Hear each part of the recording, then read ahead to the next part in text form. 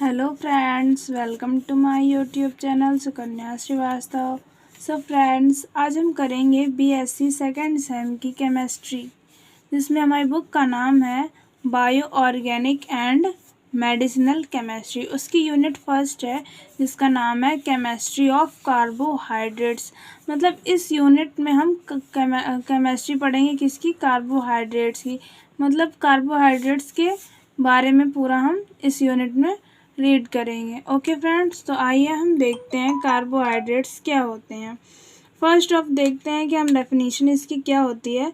The organic compound having CH and O atom and the ratio of H and O is similar to water, that is 2:1, are known as hydrates of carbon or carbohydrates। वह organic compound जिनमें CHO यानी कि carbon, hydrogen and oxygen होते हैं और जिनका ratio water से similar होता है। यानी कि वाटर में हमारा कितना रेशो होता है? H2O का 2:1 होता है। और उन्हें हम क्या कहते हैं? उन्हें हम किससे जानते हैं? हाइड्रेट्स ऑफ कार्बन, यानी कि कार्बन के हाइड्रेट्स के बारे से जानते हैं या फिर कार्बोहाइड्रेट्स से जानते हैं। अब हम देखेंगे इसका जनरल फार्मूला क्या होता है, रिप्रेजेंट का क्या होता है? CH2O का Y। ओके, फॉर एग्जांपल में हम देखते हैं कुछ कार्बोहाइड्रेट्स इस प्रकार होते हैं, लाइक ग्लूकोज, सुक्रोज, स्टार्च। इनका फार्मूला होता है C6H12O6। सुक्रोज का होता है C12H22O11 एंड स्टार्च का होता है C6H10O5। ओके, बट लेकिन ये एक क्या है? इनसफिशिएंट डेफिनेशन है किसकी? कार्बोहाइड्रेट की। इनसफिशिएंट डेफिनेशन क्यों है? आइए हम ये भी देखते हैं कि इसे हम इनसफिशिएंट डेफिनेशन क्यों कहते हैं कार्बोहाइड्रेट की। तो carbon does not form any hydrate directly. Okay, तो मतलब कि जो ये हमारी होती है कार्बोहाइड्रेट्स की जो डेफिनेशन होती है इसमें, तो हम किसी भी कार्बन को जो है कि हाइड्रेट जो है कि हम डायरेक्टली नहीं कर सकते इस फॉर्म में। ओके, इस फॉर्म में हम डायरेक्ट इसको हाइड्रेट नहीं कर सकते कार्बन को। ओके, अब हम आगे देखते हैं दूसरी कंडीशन क्या है इसकी। दूसरी कंडीशन है कि there are a number of compounds, carbon, hydrogen and oxygen are present and the ratio of H and O यानी कि हाइड्रोजन और oxygen is 2:1, but they are not carbohydrates. जो हमारे हम कंपाउंड में देखते हैं कि जो हमारे कंपाउंड प्रेजेंट होते हैं कार्बोहाइड्रेट में, हमने क्या कहा? उन्हें कार्बन, हाइड्रोजन और ऑक्सीजन का। और हमने क्या बताया था कि जो उनमें H and O का जो रेशो होता है वो 2:1 होता है, अकॉर्डिंग टू किसके अनुसार होता है? वाटर के सिमिलर होता है, लेकिन वे कार्बोहाइड्रेट्स नहीं होते हैं। जैसे कि हम इसमें देखते हैं HCHO यानी कि फॉर्मल्डिहाइड। अगर हम इसको कंबाइंड रूप में लिखें तो ये हम इस तरीके से लिख सकते हैं कि देखते हैं कंबाइंड रूप में हम इसे कैसे लिख सकते हैं। CH2O, यहाँ भी H2O का रेशो क्या है? 2:1 है, लेकिन फॉर्मल्डिहाइड जो होता है वो एक कार्बोहाइड्रेट नहीं होता है। ओके, उसी प्रकार हम एसिटिक एसिड का भी देखते हैं। अगर हम इसको कंबाइंड रूप में लिखें तो भी हम इसको इसी तरीके से लिख सकते हैं। ओके, हम इसको इस तरीके से लिखेंगे कि एसिटिक एसिड जो होता है, अगर हम इसको कंबाइंड रूप देखें तो C2H4O2 लिख सकते हैं। और अगर हम इसका जो है कि कॉमन लेके लिखें तो हम इसे C2H2O2 लिख सकते हैं। यहाँ भी आप देख सकते हैं कि जो H2O है हमारा, उसका रेशो क्या है? 2:1 है, लेकिन एसिटिक एसिड भी एक कार्बोहाइड्रेट नहीं होता है। इसलिए हम ये कह नहीं सकते कि जिसमें वाटर के अकॉर्डिंग रेशो होता है हाइड्रोजन एंड ऑक्सीजन का, वो एक कार्बोहाइड्रेट होते हैं। थर्ड क्या देखते हैं हम?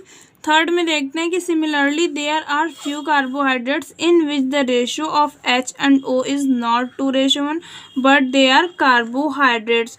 इसी प्रकार हम देखते हैं कि जो कुछ हमारे कार्बोहाइड्रेट्स जो होते हैं उनमें जो रेशो होता है हाइड्रोजन एंड ऑक्सीजन का वो 2:1 तो होता नहीं है, लेकिन फिर भी वो एक कार्बोहाइड्रेट होते हैं।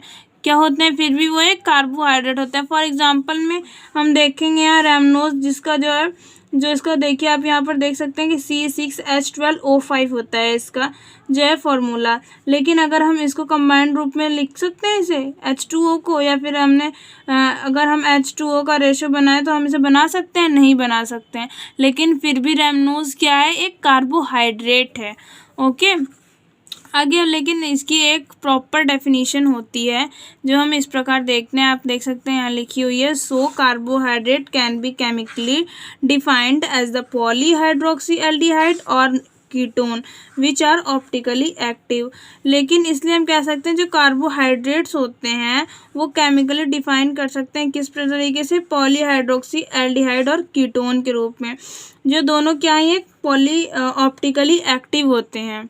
क्या होते हैं, ऑप्टिकली एक्टिव होते हैं। ओके, तो हम कह सकते हैं कि वो कार्बोहाइड्रेट वो होते हैं जिन्हें हम केमिकली इस तरीके से डिफाइन करते हैं कि उनमें पॉलीहाइड्रोक्सी एल्डिहाइड और कीटोन होते हैं जो कि ऑप्टिकली एक्टिव होते हैं। अब हम देखते हैं कि आपने सुना होगा कि कार्बोहाइड्रेट्स को हम शुगर या सैकेराइड भी कहते हैं। क्या कहते हैं, शुगर या सैकेराइड भी कहते हैं। वो क्यों कहते हैं, आइए हम ये भी देख लेते हैं। Because except polysaccharide all carbohydrates are sweet in taste, so they are considered as the derivative of saccharin. मतलब कि क्योंकि जो हमारे पॉलीसैकेराइड होते हैं ओनली उन्हें छोड़कर, एक्सेप्ट का मतलब यहाँ पर क्या है, छोड़ना, उन्हें छोड़कर जितने भी कार्बोहाइड्रेट्स हमारे होते हैं वो टेस्ट में कैसे होते हैं, स्वीट होते हैं। कैसे होते हैं, स्वीट होते हैं। इसलिए हम उन्हें सैकरिन, डेरिवेटिव ऑफ सैकरिन में कंसाइडर करते हैं, और इसीलिए जो हम उन्हें शुगर या सैकेराइड भी कहते हैं, किसको, कार्बोहाइड्रेट्स को। अब हम इसमें सोर्सेज देख लेते हैं कार्बोहाइड्रेट्स की क्या होते हैं। Beet sugar cane, potato, rice, wheat, maize and grapes, banana, mangoes, carrot, ETC। जो भी आपको और पता हो जो होते हैं इस तरीके से होते हैं कार्बोहाइड्रेट्स। सो फ्रेंड्स, हमने इस वीडियो में देखा कि हमारे कार्बोहाइड्रेट्स क्या होते हैं, ओके। और क्या देखा हमने कि जो उसकी इनसफिशिएंट डेफिनेशन होती है और जो उसकी सफिशिएंट डेफिनेशन होती है वो क्या होती है। सो फ्रेंड्स, इसकी अगली वीडियो में हम देखेंगे कि जो हमारा कार्बोहाइड्रेट है उसका क्लासिफिकेशन देखेंगे कि वो कितने पार्ट्स में डिवाइड है, और उन जितने पार्ट्स में वो डिवाइड है उसके भी कितने पार्ट्स हैं। So friends, thank you.